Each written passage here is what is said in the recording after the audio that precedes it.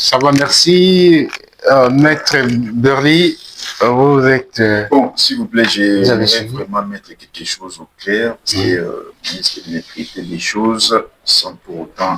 Allez-y, allez-y, vous êtes là. Vous êtes pressé alors? Non, je ne suis pas pressé. Je vous ai accordé votre temps. Et temps, comme vous allez faire aussi, parce que mon ami prend la parole. Allez-y, allez-y. Et donc, Allez-y. il a dit... Sinon, on va faire Mohamed des a dit que les Américains ont fait quoi? Ils n'ont pas changé, ils n'ont pas révisé. Bon, vous avez parlé de l'amendement. vous savez, en droit constitutionnel, il y a des mots qui ont des sens et qui ont aussi des significations en parlant des sens. C'est-à-dire, en droit constitutionnel américain, lorsqu'on parle des amendements, il faut savoir ce qu'on appelle amendement, c'est-à-dire quelques ajouts qu'on fait dans certains nombres de... Attendez, quelques ajouts qu'on fait dans certains nombres d'articles. Et ils l'ont fait 27 fois. Vous voyez, les problèmes, c'est quoi? Les problèmes, c'est qu'ici, on parle des révisions. Là-bas, ils parlent des amendements. Oui, c'est ça. Moi, je suis beaucoup plus publiciste que... Voilà, allez-y, allez-y. N'importe quelle personne. Vous voyez, parce que sous certaines bouches, on parle de la révision totale qui s'assimile au changement. Il ne parle pas de comment dirais-je, dans ces bouches-là, on ne parle pas du changement. Or, la révision totale de la Constitution, c'est un changement de la Constitution. Vous ne pouvez pas partir ensuite dire non, vous allez changer la Constitution. Non, ici on parle de la révision totale. Donc, si on n'arrive pas à faire la part des choses, on risque de déboucher sur autre chose. Il faut que l'on soit clair. En droit constitutionnel suisse, les changements de la Constitution veulent tout simplement dire une révision totale de la disposition de la Constitution. C'est-à-dire les anciennes dispositions ou l'ensemble de l'ancienne Constitution, l'ensemble des dispositions de l'ancienne Constitution est remplacé par un nouveau texte. C'est prévu par la Constitution. Et ces ensembles de dispositions-là seront remplacés par un nouveau texte par les mécanismes établis par l'ancienne Constitution. Ce n'est pas le cas ici au Congo. Ici au Congo, lorsqu'on parle des changements, on voit des mécanismes de changement qui ne sont pas prévus par la Constitution. Or, et les changements veut dire révision totale. Donc, en tout cas, on peut dire la même chose. Si on arrive parfois à interroger les dictionnaires, mais moi, je garde beaucoup plus un entendement qui va dans le sens de faire comprendre les publicistes, et surtout les constitutionnalistes et les langages constitutionnels. Et donc, je reste beaucoup plus constitutionnel que jamais. Et puis, vous avez dit que les professeurs ont dit que la Constitution du 8 février 2006, c'est la meilleure des constitutions. Oui, ils ont raison, et ils ont aussi tort. Pourquoi ils ont dit que c'est la meilleure des constitutions? Parce que la meilleure des constitutions que le Congo n'a jamais eu, selon les bouches-là, qui ont eu à évoquer cela. Ils l'ont dit en se basant sur les textes constitutionnels. Pourquoi? Parce que, comme j'avais dit auparavant, lors de ma première intervention, que la Constitution, normalement, doit avoir des éléments fondamentaux. Garantie des droits, séparation des pouvoirs. Lorsqu'on dit cette Constitution, c'est la meilleure, on ne regarde pas d'autres choses, on regarde des éléments. Comment est-ce que cette Constitution a garanti les droits civils et politiques, les droits et libertés fondamentaux des citoyens, et comment est-ce que cette Constitution a séparé les pouvoirs étatiques? Cela renvoie à l'idée de l'article 16 de la Déclaration universelle des droits de l'homme de 1789. Toute société dans laquelle la garantie des droits n'est pas assurée, et moins encore la séparation des pouvoirs, n'a point de constitution. Je vous dis que les mots constitution a été cités pour la toute première fois dans ces écrits-là. Vous voyez, donc les mots constitution renvoient à des choses. Maintenant, ça c'est, comment dirais-je, qu'est-ce que je peux dire là-dessus? Les droits constitutionnels contemporains. Non, les droits constitutionnels, c'est-à-dire qui datent, je peux dire, je ne sais pas, il y a un mot qui m'échappe là. Mais actuellement, en droit constitutionnel contemporain ou post-contemporain, comment voir l'idée du mot constitutionnel? Comment réfléchir sur la Constitution? En droit constitutionnel contemporain, il est archaïque et en tout cas un non-sens de continuer à penser que la Constitution doit marteler beaucoup plus sur la séparation des pouvoirs parce que les pouvoirs se séparent déjà, naturellement. Et bien qu'ils se séparent, mais il y a toujours l'unité des pouvoirs. Parce que lorsqu'on regarde la théorie kelsenienne, on trouve que dans l'État, on a la population, les territoires, comment dire, et un pouvoir public qui est un. Et ce pouvoir public, ce n'est pas à l'intérieur, mais de manière unie.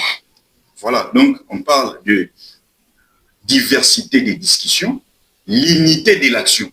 Vous voyez, parce que tout pouvoir ne vise une seule chose. Tout pouvoir public ne vise qu'une seule chose. Et Cicéron parle de res publica, res populi.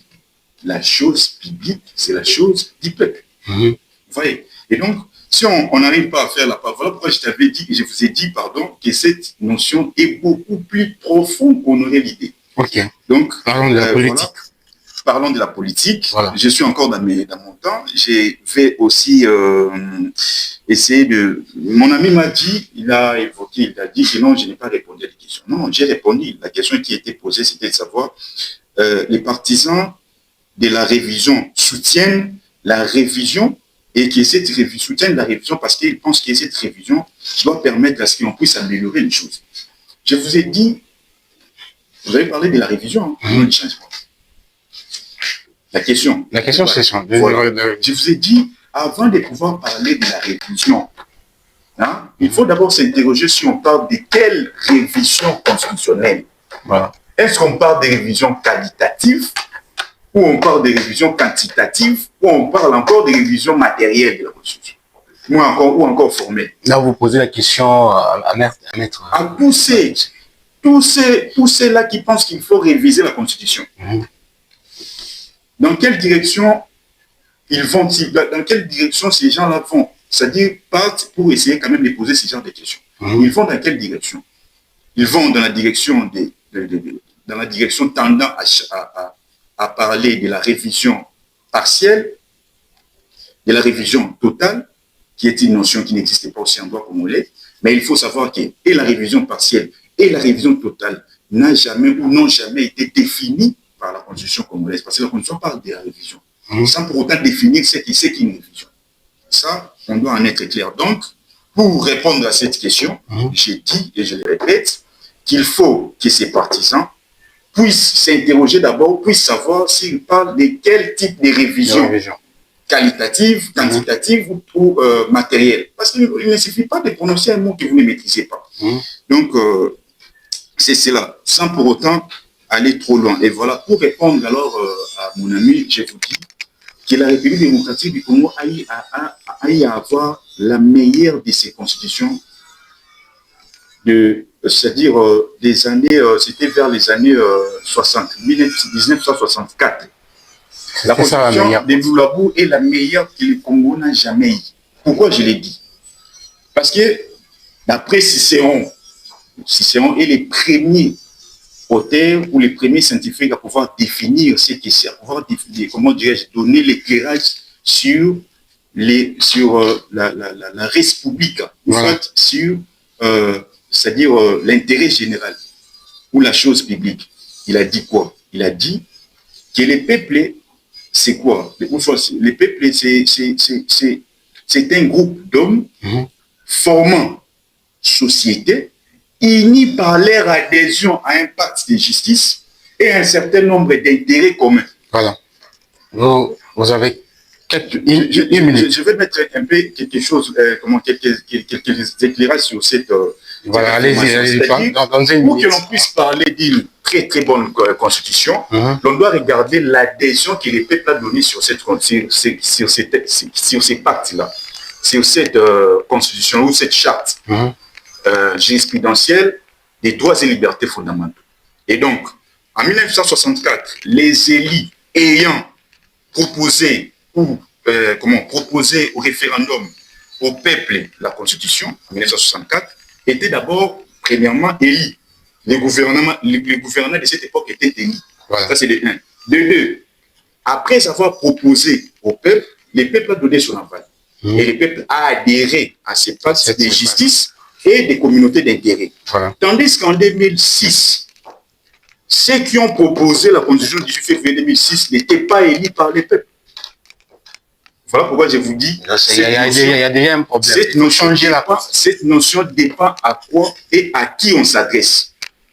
On dit non, c'est une bonne constitution, c'est la meilleure. Oui, textuellement, on regarde, il y a des dispositions qui respectent, mais quel est alors le fondement de cette constitution?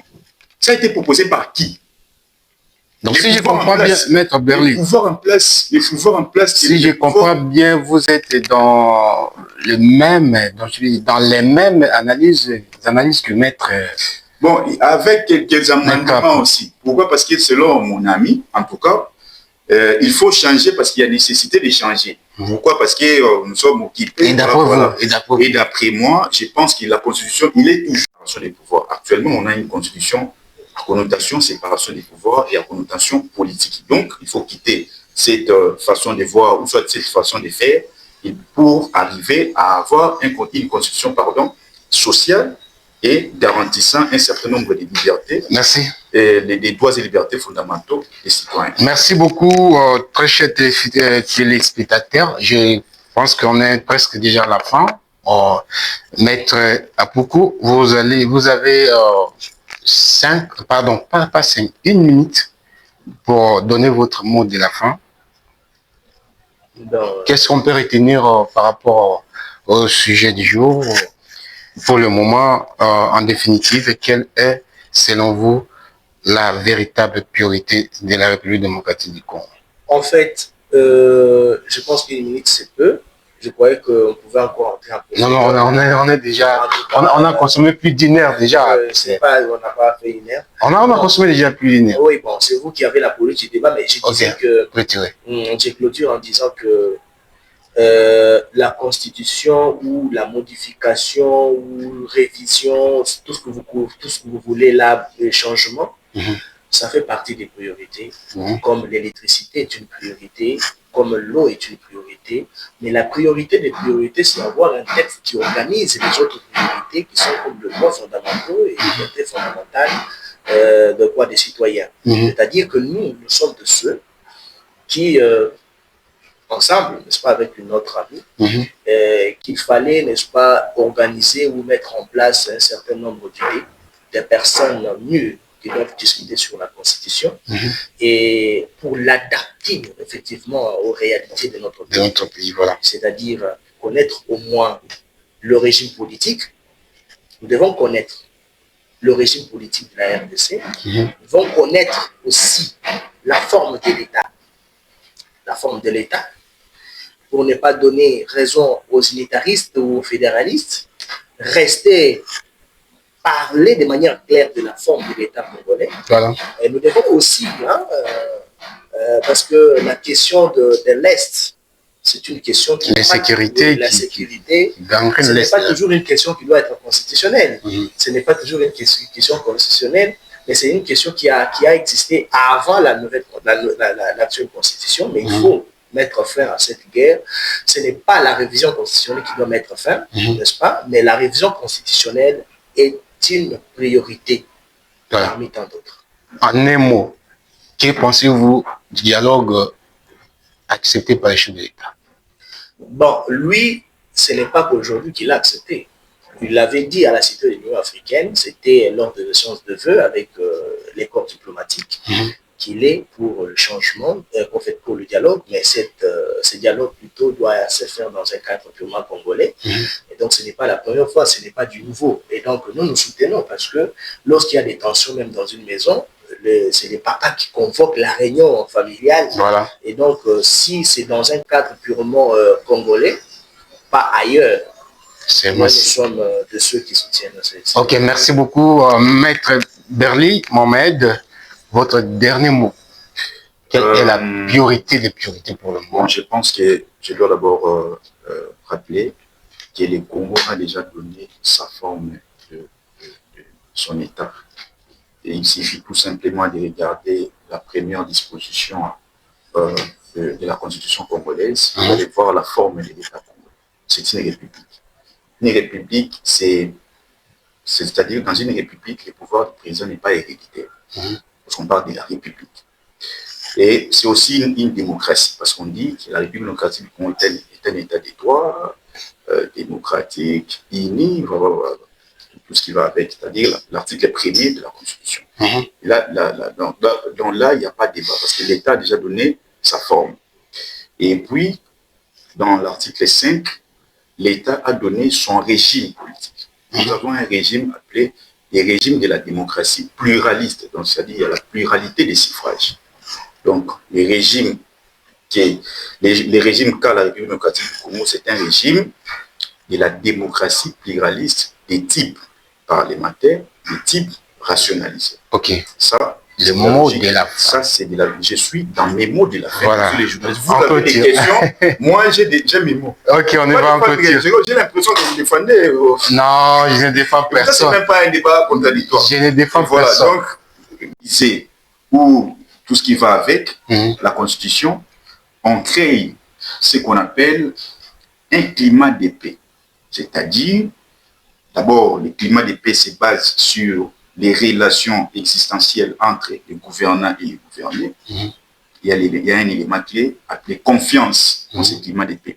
Il faut garantir la confiance entre les citoyens et les gouvernants et les gouvernants. Et cet aspect de confiance, c'est le président de la République qui est censé, en vertu de l'article 69 de la Constitution, censé les créer et les faire.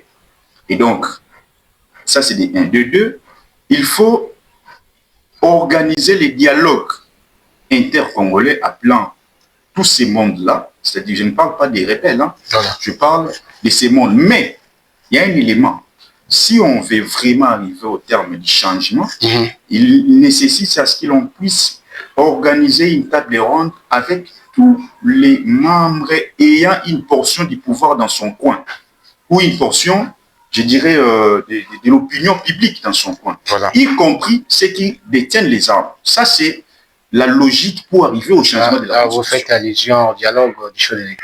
On ne peut jamais changer une Constitution dans un climat tel que nous sommes actuellement, un climat de guerre, dans un pays en conflit comme ça. On ne peut jamais changer une Constitution dans cet état sans pour autant passer au dialogue, sans pour autant créer un climat de paix entre les citoyens et les gouvernants, entre les gouverneurs et les gouvernés, et sans pour autant organiser ne serait-ce qu'une table ronde entre les gens détenant une portion de pouvoir ou une portion d'opinion publique. Donc, c'est de la logique élémentaire. Et pour chuter, pour vraiment chuter, je pense que j'ai eu la meilleure occasion donnée par mon ami journaliste, qui a permis à ce que je puisse essayer d'étaler ce que j'avais sur cette notion de la Constitution. Mais je pense, et j'en profite de l'occasion pour vous soumettre mon intention de pouvoir repasser cette émission afin d'expliquer un certain nombre de notions que je pense pouvoir mal expliquer, faute du débat. Parce qu'en réalité,